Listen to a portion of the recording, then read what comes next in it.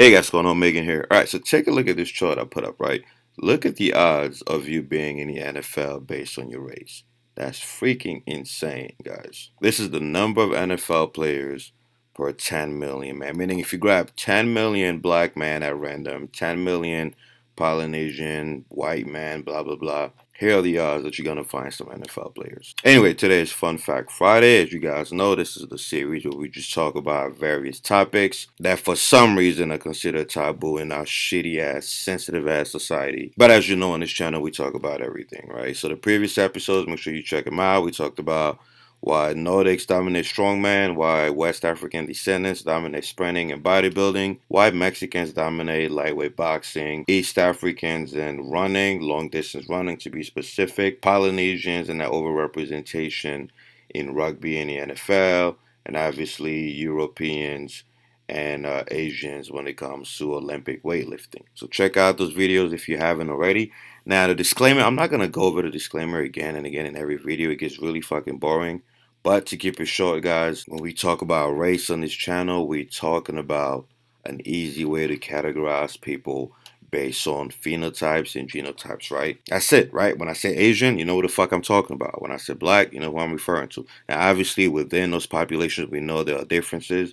But to make conversations easier, it's easier to just say white, black, Asian, Hispanic, whatever, right? So keep your semantics and your virtual signaling to your fucking self. All right, we all humans, we all brothers, no one is superior. We all have our strengths and weaknesses based on where our ancestors evolved and adapted to. All right, that's it. So I'm tired of you social justice warriors ruining the fucking internet, right? Anyway, all right, so let's talk about the NFL real quick. You guys know, again, huge sport in America, the biggest sport in America, as you can see here. It is the most popular sport among white people, among Hispanics, among African Americans, and even others, right? People who identify as what the fuck ever they want. Right, so obviously football is huge in America. Personally, it's my second favorite sport after basketball, but basketball has been trash now, so football is quickly regaining the number one spot. Now, let's talk about the genetics of football, guys. It doesn't just take hard work or an interest in football culture to make it in the NFL, right? You gotta be a genetic fucking beast, right? The people who make it in the league are not just the average white guy, the average black guy, the average Polynesian. Fuck no, right?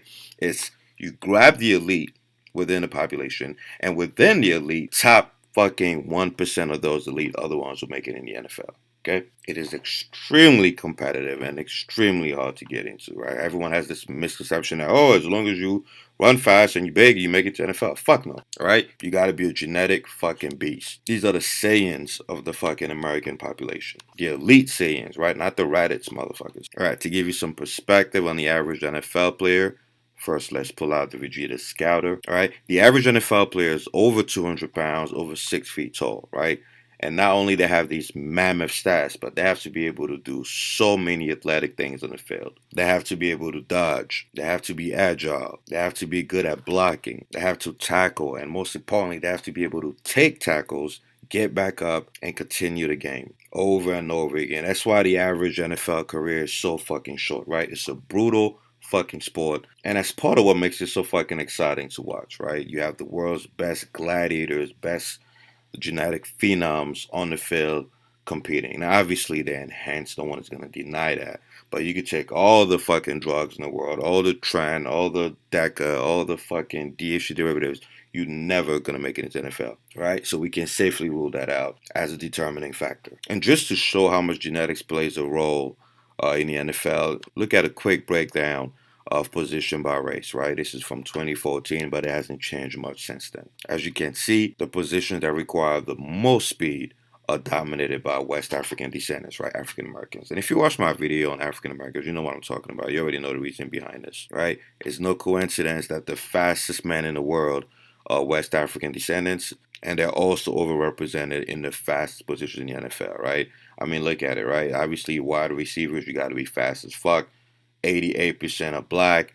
Cornerback, which is the fastest position in the NFL, look at that, 99.4% are black. And not just black, again, West African descendants, not East African descendants, right? And then I already explained why, the whole malaria thing. But anyway, and if you look at the positions that require just strength, it's kind of equal, right? A lot of strength, a lot of power. You have white, blacks, close to 50%, right?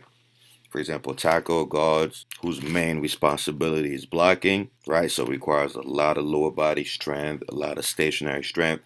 You'll notice there's not a big gap between white and black, right? But the moment you go into speed, huge fucking gap, right? Obviously, running backs, wide receivers, cornerbacks, and obviously the people on the defensive end away. Right? So, in fact, I'm gonna make a separate video just to explain every single position and why the breakdown is the way it is, right?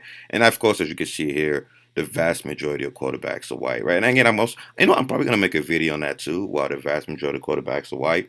People are gonna fucking hate me for that video, but I don't give a fuck. You guys know on this channel, I'm impartial and I'll just bring out the facts. Some will like it, some won't, but if I cared about your feelings, I wouldn't be making these videos. But anyway, back to the topic of the video. So check out the odds, right? So obviously starting with black people, right? So if you grab 10 million men at random from the population, you're going to find over 400 people, 400 black people in the NFL. Right, Polynesians are next up, right, close to 300, which is insane. They're only 0.25% of the U.S. population, so very, very, very, very, very small minority. And yet, look how many you'll find. And that's why I made that video about Samoans. People were like, they're not overrepresented in the NFL. Shut the fuck up. Look at this, guys. This is insane. Right, you gotta go based on percentage of the population. Right, so there's only about 20 to 30 of them in the NFL. But if you look at it as a percentage, it's insane. Blacks are obviously 13% of the population. Obviously, only men play in the NFL, so you can cut that in half, about 6% of the population. But yet, they make up close to 60 to 70% of the NFL. Right? Insane, right? And obviously, the next up is whites. Out of 10 million white men, you'll find about 45, followed by Native American, where you'll find about 14 out of 10 million. For Hispanics, you'll find about 3. It's really 2.5, but I round it up to 3 out of 10 million. And for Asian, you'll find 1 out of 10 million. Right? These are some crazy fucking odds. 455 out of 10 million for blacks. Close to 300 out of 10 million for Polynesians. Right? So you can clearly see that genetics play a massive role.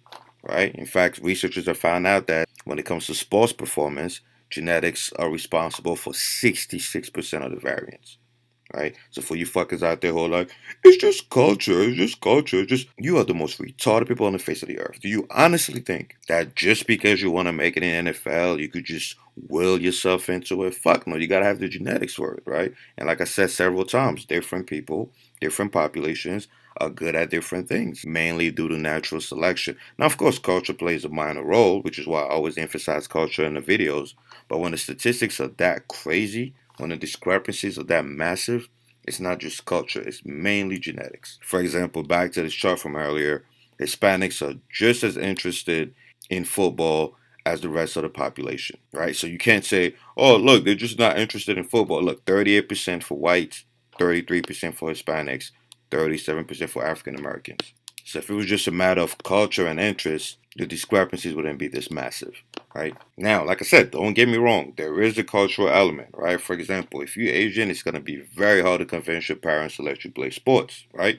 Because they obviously want you to go a completely different route, focus more on academics and stuff like that.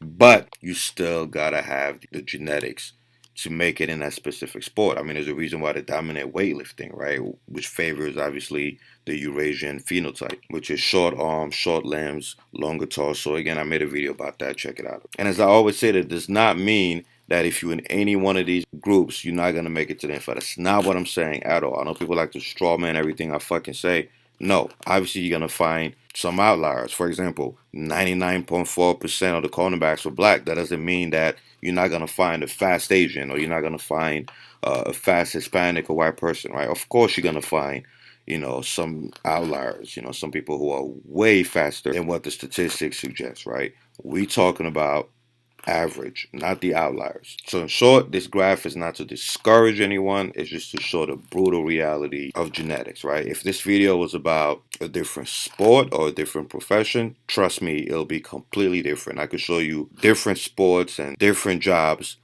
where this graph is completely flipped to the other side, which is why I always say bragging about which race is superior and who's better than who is fucking retarded, right? We all have our strengths and weaknesses. And for those who insist that it's 100% culture despite the overwhelming statistics, Let's talk about the pygmies of fucking Africa, right? The pygmies of Central Africa, where the average height is literally less than 5 feet. You mean to tell me the reason why they're not in the fucking NFL or the reason why they're not in the NBA is because of culture? Because they're not interested in the NBA? Motherfucker, it doesn't matter how much they love the NBA or how much they love the NFL. It's going to be nearly impossible to find a pygmy to make it to the fucking big leagues, right? So shut the fuck up about the whole, we all equal. You can make it to any sport as long as you put your mind to it. I can't stand you motherfuckers. Some groups of people, some ethnicities have, on average, keyword on average, limitations, right? A pygmy is never going to win the world's strongest man event. They're just not tall enough.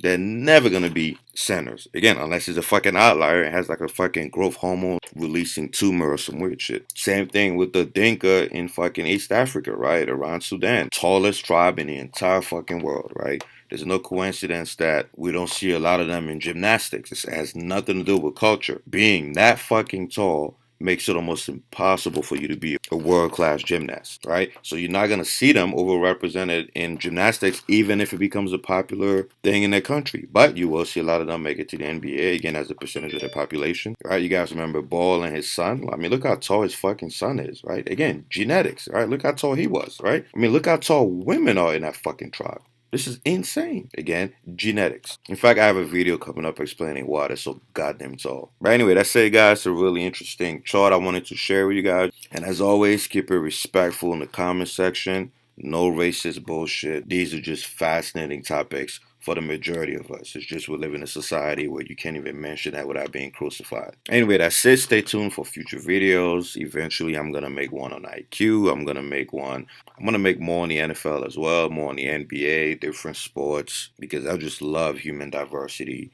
and how we all good at so many different things, right? It's kind of like a big ass Justice League where we all have our strengths and weaknesses. And if aliens were to fucking invade one day, we definitely know who's going to be playing what role. Just joking, just joking. See you guys in the comment section.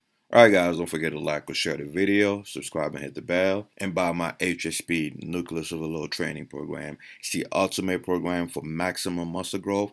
It includes full body workout splits, bro splits, push-pull, home workouts, you name it.